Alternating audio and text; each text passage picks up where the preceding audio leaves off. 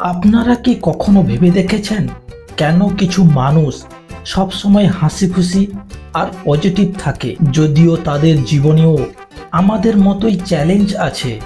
তাদের মুখে সবসময় সেই রহস্যময় হাসি, চোখে সেই উজ্জ্বল ঝিলিক। এটা কিভাবে সম্ভব? আজ আমরা এই রহস্য উদ্ঘাটন করব এবং জানব কিভাবে আমরা নিজেদের জীবনেও সেই আলো আনতে পারি। প্রথমে আসি মনোভাবের কথায়। আমাদের মনোভাবই আমাদের জীবনে প্রভাবিত করে। যদি আমরা পজিটিভ মনোভাব রাখি, তাহলে কঠিন পরিস্থিতিতেও আমরা সমাধান খুঁজে পাব। অর্ধেক গ্লাস খালি না ভরা, এই প্রশ্নটাই প্রমাণ করে আমাদের মনোভাবের গুরুত্ব। তবে পজিটিভ থাকার কিছু উপায় আজকে আমরা আলোচনা করব। প্রথমত, নিজেকে ভালোবাসা। নিজেকে ভালোবাসা খুবই গুরুত্বপূর্ণ।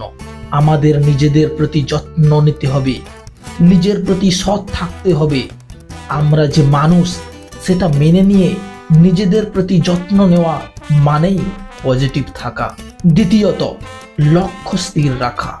লক্ষ্য স্থির রাখাও পজিটিভ থাকার একটি গুরুত্বপূর্ণ দিক। আমরা যদি আমাদের লক্ষ্যগুলো স্থির করি এবং সেগুলো পূরণের জন্য প্রতিনিয়ত কাজ করি, তাহলে পজিটিভ থাকা আমাদের সহজ হয়ে যায়। আমাদের জীবনের লক্ষ্যগুলোকে ছোট ছোট ধাপে ভাগ করে নেওয়া উচিত। তৃতীয়ত, আশেপাশের মানুষ ও পরিবেশ। আমাদের আশেপাশের মানুষ ও পরিবেশও আমাদের মনোভাবকে প্রভাবিত করে। পজিটিভ মানুষের সাথে সময় কাটানো এবং পজিটিভ পরিবেশ তৈরি করা খুবই গুরুত্বপূর্ণ। আমরা যদি নেতিবাচক মানুষের থেকে দূরে থাকি, তাহলে আমাদের পজিটিভ থাকার সম্ভাবনা বেড়ে যায়। চতুর্থ, ধ্যান ও মেডিটেশন। ধ্যান ও মেডিটেশন পজিটিভ থাকার একটি অন্যতম উপায়। প্রতিদিন কিছুক্ষণ সময় ধ্যান ও মেডিটেশনের জন্য ব্যয় করলে আমাদের মন শান্ত থাকে এবং পজিটিভ এনার্জি বৃদ্ধি পায়। এবং সবশেষে আমরা জেনে নেব কৃতজ্ঞতা প্রকাশ করা। কৃতজ্ঞতা প্রকাশ করা আমাদের মনকে পজিটিভ রাখে।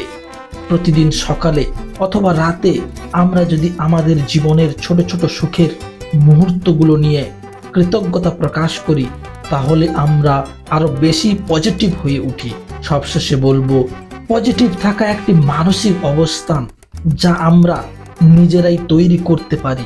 আমাদের মনোভাব, লক্ষ্য, আশেপাশের পরিবেশ, ধ্যান এবং কৃতজ্ঞতা, এই সবগুলোই আমাদের পজিটিভ থাকতে সাহায্য করে।